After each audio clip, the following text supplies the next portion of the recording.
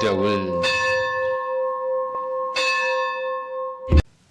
በስመ አብ ወወልድ ወመንፈስ ቅዱስ አሐዱ አምላክ አሜን። እግዚአብሔርን የምትወዱ እግዚአብሔርም የሚወዳችሁ ኢትዮጵያውያንና ኢትዮጵያውያት በሙሉ እግዚአብሔር አምላካችን በያለንበት በሕይወትና በጤና ጠብቆ ከዚህ ዕለትና ከዚህ ሰዓት ስላደረሰን እያመሰገን ቀሪ ጊዜያችንን እንዲባርክልን በያለንበት ሁነን ስሙን ልንጠራ ልናመልከው በሕጉና በትእዛዙ ልንሄድ ይገባል የሚል መልእክት ማስተላለፍ እወዳለሁ። እመን እንጂ አትፍራ፣ እመን እንጂ አትፍራ።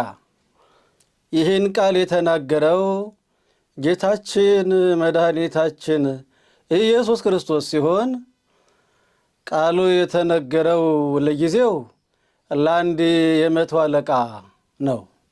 ፍጻሜው ግን እስከ ዕለተ ምጽአት ለሚነሱ ለሚኖሩ ለሚያምኑ ለቤተ ክርስቲያን ልጆች የተነገረ የተስፋ ቃል ነው። ጌታችን ኢየሱስ ክርስቶስ በምድር ላይ የተመላለሰ ወንጌልን ሲያስተምር በማርቆስ ወንጌል ምዕራፍ 8 ቁጥር 50 እንደምናገኘው በማቴዎስም በተመሳሳይ እናገኘዋለን። ይህንን ቃል ዕውራነ ሥጋን በታምራት ዕውራነ ነፍስን በትምህርት እየፈወሰ እያዳነ ነበረ እና አንድ የመቶ አለቃ ሌሎቹ ሲፈወሱ አይቶ ልጁ በደዌ ዳኛ በአልጋ ቁራኛ ተይዛ ታማ ስለነበረ መምህር ሆይ ልጄን እባክህ አድንልኝ አለው። ሌሎቹ ሰዎች መጥተው መምህሩን አታድክመው፣ ሙታለች፣ ሕይወት የላትም አሉት። እውነታቸው ነው። ለጊዜው በሥጋ ሙታ ነበረ። እናም ጌታችን ኢየሱስ ክርስቶስ የሃይማኖቱን ጽናት ያድንልኛል ብሎ በጽኑ እምነት ስለመጣ አንተ ሰው ሆይ እመን እንጂ አትፍራ፣ ልጄ ትድናለች፣ ለጊዜው አንቀላፍታለች፣ ትነሳለች በማለት ሕይወትና መድኃኒት እሱ መሆኑን የሰው ልጅ በየትኛውም አቅጣጫ ይኑር እግዚአብሔርን ካመነ የማይሻገረው ማዕበልና ወጀብ፣ የማይወጣው ተራራ፣ የማይወርደው ቁልቁለት፣ የማይፈለቅለው አለት የለም። ነገር ግን ይሄን ሁሉ ማድረግ የሚቻለው እምነት ሲኖር ነው። እምነት ካለ ሁሉ ነገር አለ። እንግዲህ እግዚአብሔር የሰውን ልጅ ካለመኖር ወደ መኖር አምጥቶ የፈጠረው የሚበላውን፣ የሚጠጣውን፣ የሚለብሰውን አነዋወሩን ሁሉ አሟልቶ ነው። የሰው ልጅ ከሕግ በመውጣቱ ግን ከተድላ ገነት ወጥቶ በላቡ በወዙ ራሱንም ሌላውንም እንዲረዳ ወጥተህ ወርደህ ጥረህ ግረህ ብላ ተብሎ ወደ ምድር መጥቷል። ከዛ ሰዓት ጀምሮ ሰው ይወጣል፣ ይወርዳል፣ ያርሳል፣ ይቆፈራል፣ ይጽፋል፣ ይደጉሳል፣ ይነግዳል፣ ያተርፋል። በዚህ መልኩ ሕይወቱንም የሌላውንም ሕይወት ደግፎ ጠብቆና አስጠብቆ ይኖራል። ሰው ካለበት ቦታ ላይ ወራት ሲበሰው መኖር ሲያቀተው በአገሩ ላይ መኖር ሲሳነው ከሀገሩ መውጣትን ስደትን ይመርጣል። ማንኛውም ሰው ከተወለደበት እትብቱ ከተቀበረበት ቦታ መውጣት የሚፈልግ ማንም የለም። ነገር ግን በተለያየ ምክንያት የሰው ልጅ ይወጣል። የሚወጣበት ምክንያት ደግሞ ይኖርበት የነበረው አገር ፖለቲካው አላስኖረው ሲል፣ ሰላም ሲጠፋ፣ በአገር ላይ ረሃቡ፣ ቸነፈሩ፣ ጦርነቱ፣ እርቤተ ምድር፣ እሳተ ገሞራ ይህን የመሳሰሉት አለመግባባቱ፣ መከፋፈሉ፣ መለያየቱ፣ እስበሱ መዋጋቱ፣ ጦርነቱ ሲነሳ ከሀገሩ መውጣትን በሀገሩ መኖር ሲቃተው፣ በተለይ ረሃብ ሲመጣ ሰው ከሚወደው ከሚኖርበት ሀገር ወጥቶ ስደትን ይመርጣል። ወንዱ ሰረገላ ጠርቦ ሞፈር ቀንበር አርቆ ወጥቶ ወርዶ አገልግሎ ራሴን እለውጣለሁ ብሎ ራሱን ለስደት ያዘጋጃል። ከመሞት መሰንበት ብሎ ማለት ነው። ከመሞት መሰንበት ብሎ በረሃብ ከመሞት እየሄድኩ ልሙት ብሎ ከሀገሩ ይወጣል። ይሄ አንዱ ምክንያት ነው። ሁለተኛው ደግሞ የሀገር ሰላም ማጣት፣ ጦርነት፣ ቸነፈር፣ ደዌ ሲሆን በተመሳሳይ ሰላም ከሌለ ሰው በአገሩ ላይ ሊኖር አይችልም። ሀብቱ ንብረቱ ይወድማል። አገሩ እንዳልነበር ይሆናል። ያገኘው ሁሉ መብቱን መጠቀም አይችልም። ሌባው፣ ወንበዴው፣ ቀማኛው በሀብቱ ላይ ያዝበታል። ስለዚህ አማራጩ ከሀገሩ ወጥቶ ስደትን እንደ ጥሩ አማራጭ አድርጎ ከሀገሩ ይወጣል።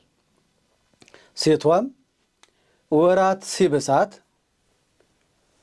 እንዲሁ በተመሳሳይ ወጥቼ ወረጄ አገልዬ ብላ ከቤቷ ትወጣለች።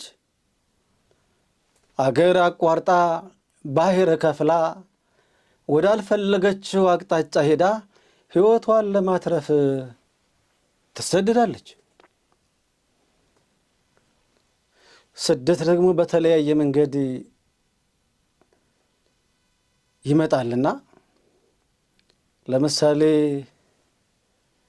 ዮሴፍ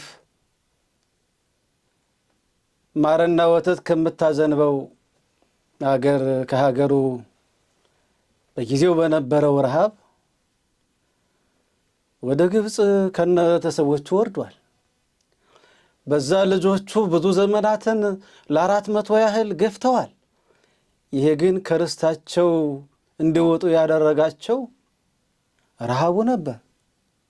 ሌላ ነገር ቸግሯቸው አልነበረም። በግብፅ ረሃብ ስላልነበረ ዮሴፍ ቀድሞ ሄዶ ስለነበረ ዮሴፍ ለብዙ ዘመናት የሚሆን እህልን አከማችቶ ወገኖቹን በክፉ ቀን ለመመገብ አስቦ ፍጡራን በረሃብ እንዳይሞቱ አቅዶ ይሰራ ስለነበረ ቤተሰቦቹን በክፉ ቀን ዮሴፍ በግብፅ በተሰደዱበት ከረሃብ ታድጓቸዋል። በተመሳሳይ በየጊዜው የሃይማኖትም አለመግባባት ሲኖር ሰው ሃይማኖቴን ከምክድ በሞት እመርጣለሁ ብሎ ባህር ከፍሎ አገር አቋርጦ በረሃ ቆርጦ ይሄዳል። ይሄ የመኖርና ያለመኖር ጉዳይ የሚፈጥረው እንጂ ስደትን መርጦ መውጣት የሚፈልግ ማንም የለም። ወራት ሲብሰው ብቻ ነው። በመሆኑም በተለይ ኢትዮጵያውያን ባህር አቋርጣችሁ በየትኛውም መንገድ በየትኛውም ዓለም የምትኖሩ አነዋወራችሁ ሰላማዊ፣ ፍቅርን፣ አንድነትን የተላበሰ የመጣችሁበትን ዓላማ ያልዘነጋችሁ አገራችሁ ኢትዮጵያን የማትረሱ ሊሆን ይገባል። ለሀገሯ ስም የማይመጥን ስራ በሄዳችሁበት ቦታ ልትሰሩም ልታሰሩም አይገባም። አገራችን ኢትዮጵያ የዛሬውን ያደርገውና ታላቅ አገር ናት። የታላላቅ ነገስታት ሲያስተዳድሯት ሲመሯት የነበረች አገር ነች። ሀገር እግዚአብሔር ሀገር ነች። በመሆኗ ራሳችሁን ጠብቃችሁ ክብራችሁን ጠብቃችሁ በየትኛውም ዓለም ለፈጣሪያችሁ ተገዝታችሁ ልትኖሩ ይገባል። እግዚአብሔርን ካስቀደማችሁ ደግሞ መፍራት፣ መጨነቅ ያላግባብ በእናንተ ላይ መጨነቅና መጠበብ ከእናንተ ይርቃል። ምክንያቱም ሰው የሚጨነቀው የሚጠበበው ከፈጣሪው ሲለይ ብቻ ነው። ከፈጣሪው ጋር ከሆነ ምን የሚጎድለው ነገር አለ? አይነ ኩሉ ነፍስ ይሴፎኪያከ አንተ ተውቦሙ ሲሳይሆሙ በጊዜሁ ይላል። የሰው ሁሉ አይን አንተን ተስፋ ያደርጋል። የፍጥረት ሁሉ አይን አንተን ተስፋ ያደርጋል። በየጊዜውና በየሰዓቱ ምግቡን ስለምትሰጠው፣ በዘር ጊዜ ዘሩን በመከር ጊዜ መከሩን ስለምትሰጠው አንተን ተስፋ ያደርጋል ይላል። ስለዚህ እሱን ተስፋ የሚያደርግ ሁሉ ማመን ነው እንጂ ማዘን፣ ማልቀስ፣ መጨነቅ፣ መጠበብ እንደ ክርስትና የለበትም። ሸክሙን ለእግዚአብሔር መስጠት፣ ለእግዚአብሔር አደራ መስጠት ነው። እግዚአብሔር ወይ ነፍሴን ሥጋዬን አንተ ጠብቃት፣ እኔ በሕግህና በትእዛዝህ እኖራለሁ ብሎ ለእግዚአብሔር ራስን ማስገዛትና ራስን ለእግዚአብሔር መስጠት ነው። ራስን መጣል ለእግዚአብሔር። በመሆኑም በተለያየ ሚዲያ ፖለቲካው እንደ እሳት እየተጧጧፈ ሰማይ በእርሳስ እየታረሰ ጉም ሳይሆን ጭጋግ ሳይሆን የመሳሪያው ጭስ ሰማይን እየሞላ ባለበት ዘመን ራስን ዝቅ አድርጎ እግዚአብሔርን መጠየቅ ተገቢ ይሆናል። ነቢዩ ኢሳይያስ በምዕራፍ 26 ቁጥር 20 ላይ እንዲህ በማለት ወገኖቹን ይመክራቸዋል። እስራኤል ሆይ ባቤተከ ወደ ቤትህ ግባ፣ ወእጹህተከ ደጅህንም ዝጋ፣ ወተሃባህ ዳጠ ምዕረስከ ያለፍ ማቱ ለእግዚአብሔር። እግዚአብሔር አዞ ያመጣው መዓት ካንተ እስከሚርቅ ድረስ ንስሐ ገብተህ እስከምታስወግደው ድረስ ከእግዚአብሔር ጋር እስከምትታረቅ ድረስ ከቤትህ እንዳትወጣ፣ የመከራው የችግሩ ሰለባ እንዳትሆን ይላል እና በዚህ ሰዓት መመሪያን ማክበር፣ ትእዛዝን ማክበር፣ በሕግና በሥርዓት መኖር፣ መጸለይ፣ ንስሐ መግባት የሚቻለው ባለው አጋጣሚ ሥጋ ወደሙን መቀበል፣ አለበለዛም ጊዜውና ሰዓቱ ካላሰናበተው ለጊዜውን ለሥጋውና ለደሙ የሚደርስበትን ጊዜ እግዚአብሔር ዕድሜ እንዲሰጠው እየለመነ ባለበት ሆኖ ለፈጣሪው ሊገዛ ይገባል። ሚዲያው አንዱን ሲጥል አንዱን ሲያንጠለጥል ነው። በተለይም በሀገረ እስራኤል በቅድስት ሀገር ኢየሩሳሌም የምትሆኑ ምእመናንና ምእመናት እዚች ቅድስት ሀገር የምትኖሩት ወደዚች ቦታ የመጣችሁበት ዓላማ እንዳለ ግልጽ ነው። ይህም የመጀመሪያው